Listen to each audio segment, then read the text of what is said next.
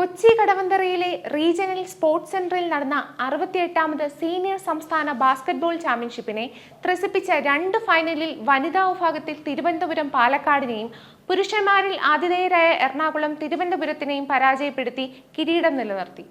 വനിതകളുടെ ഫൈനലിൽ KCB താരങ്ങൾക്ക് മുൻതൂക്കമുള്ള തലസ്ഥാനത്തു നിന്നുള്ള ടീം പാലക്കാടിനെയാണ് തോൽപ്പിച്ചത്. സ്കോർ 50-43.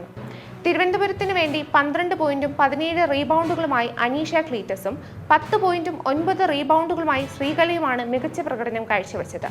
കേരള പോലീസിന്റെ താരങ്ങളുമായി ഇറങ്ങിയ പാലക്കാടിനു വേണ്ടി ഐശ്വര്യ, ജയലക്ഷ്മി, ജോമി, ചിപ്പി എന്നിവർ 9 പോയിന്റുകൾ വീതവും നേടി. പുരുഷ വിഭാഗം ഫൈനലിൽ നിലവിലെ അന്താരാഷ്ട്ര താരങ്ങളായ വൈശാഖ് കെ മനോജും ഷാനസിൽ മുഹമ്മദും ഇല്ലാതെ ഇറങ്ങിയ എറണാകുളം ടീം ഹാഫ് ടൈമിൽ തന്നെ 35-32 മുന്നിലെത്തി.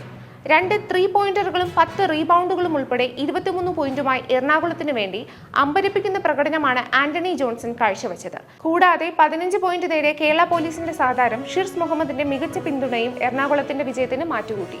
തിരുവനന്തപുരത്തിന് വേണ്ടി സെജിൻ മാത്യു 26 പോയിന്റും 11 റീബൗണ്ടുകളുമായി ടോപ്പ് സ്കോററായി. 3ാം സ്ഥാനത്തിനായുള്ള മത്സരത്തിൽ കോട്ടയം വനിതകൾ ആലപ്പുഴയെ 63-57 പരാജയപ്പെടുത്തിയപ്പോൾ കോട്ടയം പുരുഷന്മാർ തൃശൂരിനെ 67-52 തോൽപ്പിച്ച് വെങ്കലാധിപത്യം സ്ഥാപിച്ചു.